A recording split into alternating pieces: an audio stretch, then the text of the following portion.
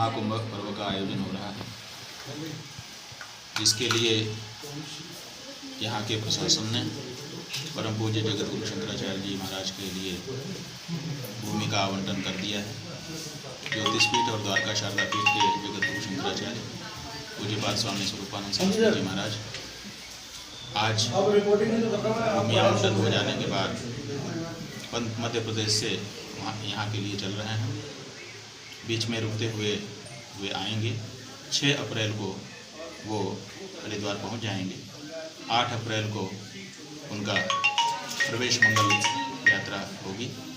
उसी यात्रा के माध्यम से वो कुंभ क्षेत्र में प्रवेश करेंगे।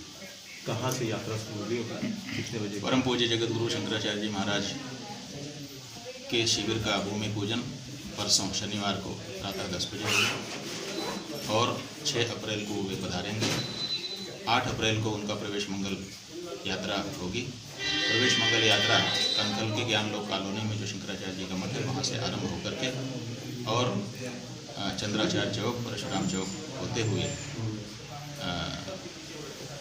शिव मूर्ति और हर की पैड़ी भीमगौड़ा होते हुए चंडी टापू में जो शंकराचार्य शिविर है वहाँ पर पहुँचे।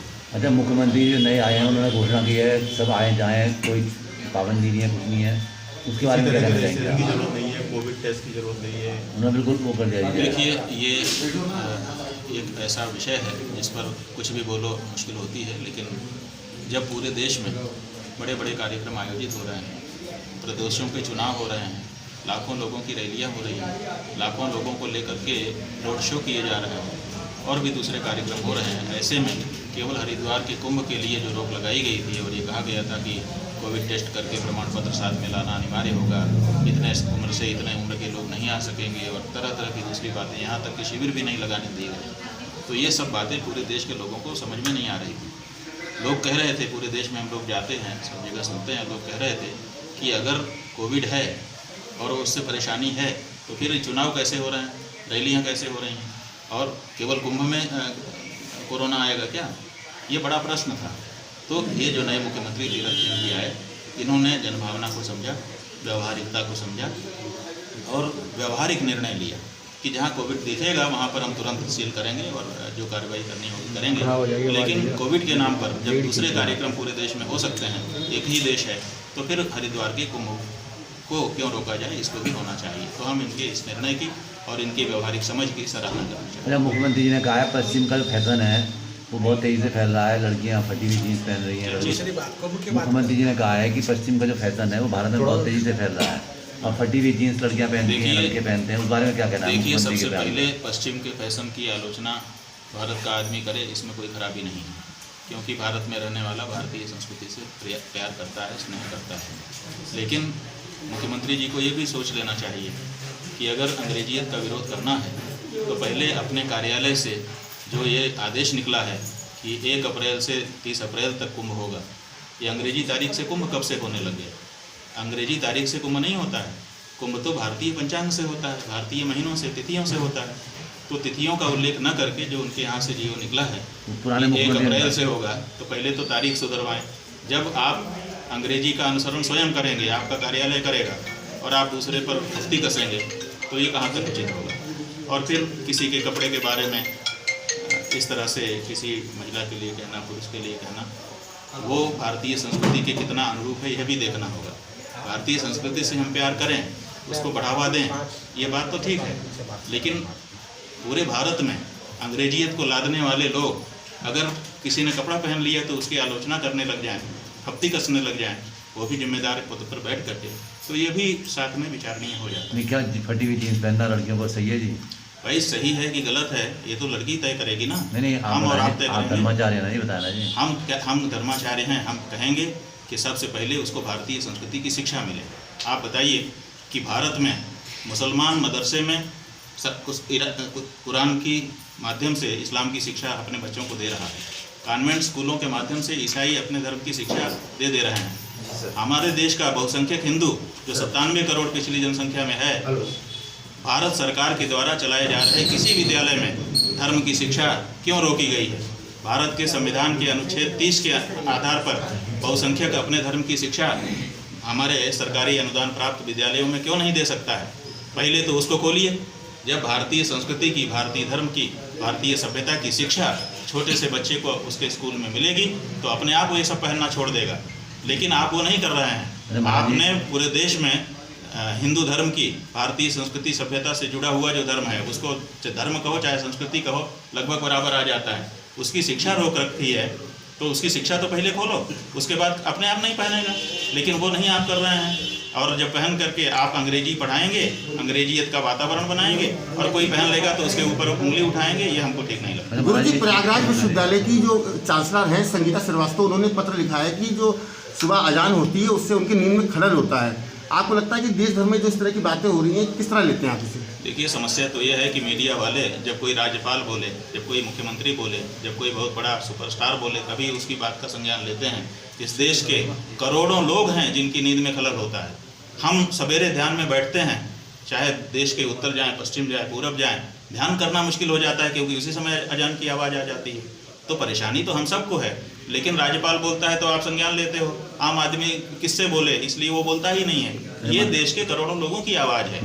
और ये कोई ये धार्मिकता नहीं हो सकती है कि हम अपनी धार्मिकता से दूसरे को खलल डालें।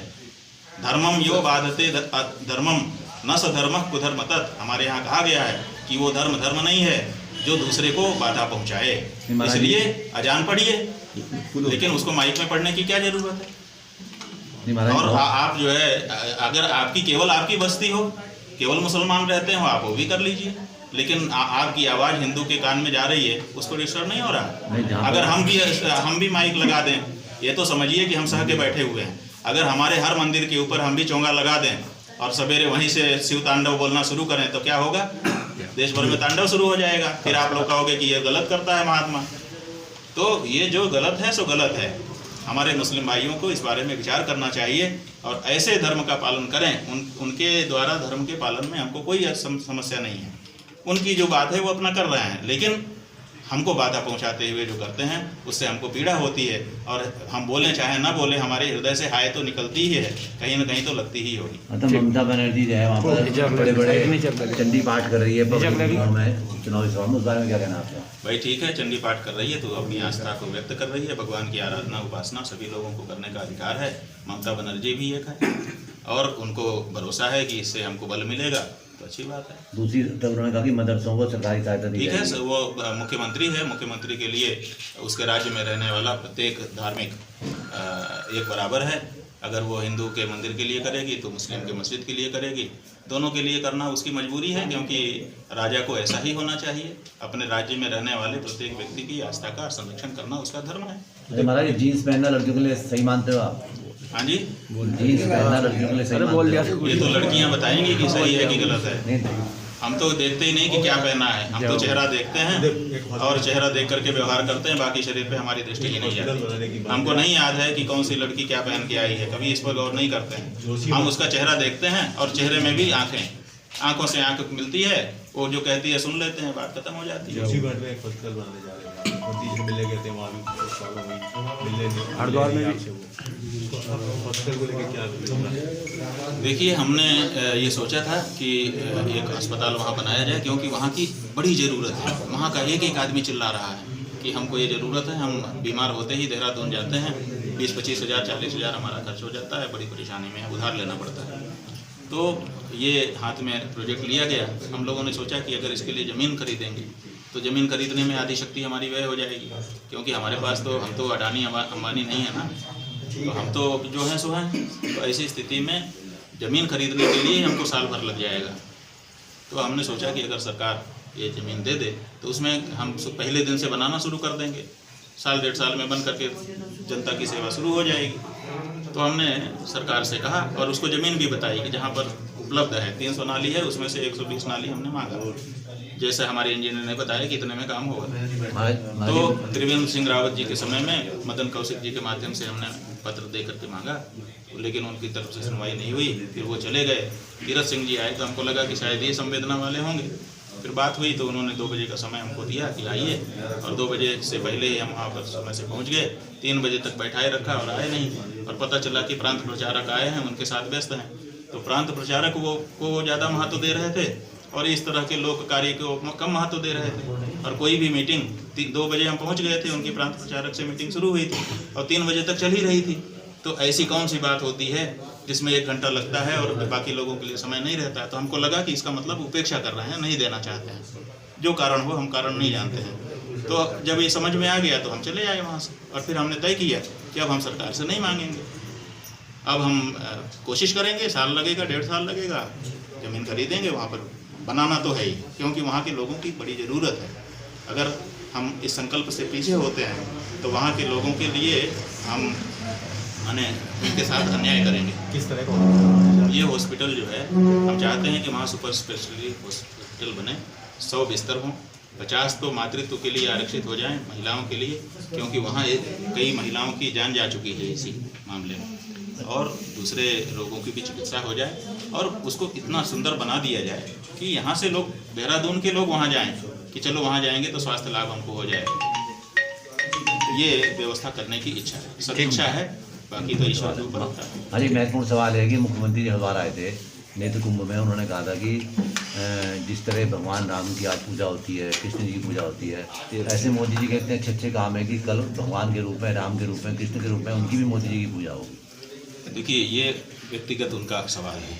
ऐसा होता है जैसे अभी आपदा आ गई आपके यहाँ, ऋषिगंगा बांध टूट गया, तो टूट जाने के बाद हमारे मठ की ओर से आपदा राहत की हमारी टीम ने 33 परिवारों से उनके गांव में जाकर के मुलाकात की, उनको सांत्वना दी, तो और कुछ राहत राशि भी हम लोगों ने मठ की तरफ से उनको पहुंचाई। उनको घोषणा तो हो गई थी कि 25 लाख मिलेगा, 30 लाख मिलेगा, लेकिन कंपनी की तरफ से या सरकार की तरफ से अभी मिला किसी को नहीं है। घोषणाएं हो गई, अखबारों में छप गया, लोगों के घर में खाने के लाले थे कुछ घरों में। तो वहाँ जब हम लोगों ने कुछ राशि हमारे गुरु भाइयों ने दी तो उन्होंने कहा आप ही हमारे भगवान हो। मतलब क्या है कि हम जिसके लिए कुछ करते हैं वो हमको भगवान के रूप में समझता है। तो ये जो तीरथ सिंह जी हैं, इनको सपना नहीं आया था कि मैं मुख्यमंत्री बनूंगा, कल्पना भी नहीं की थी, और अचानक आदेश आ गया कि आपको मुख्यमंत्री बनना है। तो इतना बड़ा लाभ जिसके कारण हो गया हो, वो तीरथ सिंह जी के लिए तो भगवान ही है। हम और आप होते तो शायद हम लोग भी, जो हमको इतना महत्व अचानक दे दे, उसको भगवान ही भगवान के रूप में लोग। तो तीरथ सिंह जी जो उसको भगवान समझ रहे हैं, तो इसमें उनका कृतज्ञता उनकी है, और क्या है, इससे ज़्यादा क्या कहें। और वो अगर कहते हैं कि आने वाले समय में ये होगा, तो वो उनका आकलन है। आने वाले समय में जो होगा वो तो समय ही बता सकता है। ना तीरथ सिंह जी भविष्यवाणी करने वाले हैं, ना नहीं। उनका बयान सही मानते हो धर्म के लोग? उनका बयान इस अर्थ में हम सही मानते हैं कि वो कृतज्ञ हैं, इतना अधिक गढ़ गए हैं कि वो जो भी सामने है जिसने उनके लिए किया है वो भगवान उनके लिए हो गया है। माने हमको मुख्यमंत्री बना दिया एक आदेश पर, जो कभी मैंने सोचा नहीं था। इससे वो इतने प्रभावित हैं कि वो उनको भगवान समझ रहे हैं। तो ये कृतज्ञ संस्कृति में अच्छा है। हमको लगता है कि कृतज्ञ होना चाहिए व्यक्ति को, इसमें कोई खराबी नहीं। और जहाँ तक उनकी ये बात है कि भविष्य में इनकी रामकृष्ण जैसी पूजा होगी, तो भैया रामकृष्ण जैसी पूजा के लिए रामकृष्ण जैसे आचरण होने चाहिए। अगर किसी के होंगे तो पूजा हो जाएगी, लेकिन सवाल यही है कि परिस्थितियाँ अलग हैं और भविष्य कोई बोल नहीं सकता है। भविष्य तो भविष्य ही बताता है।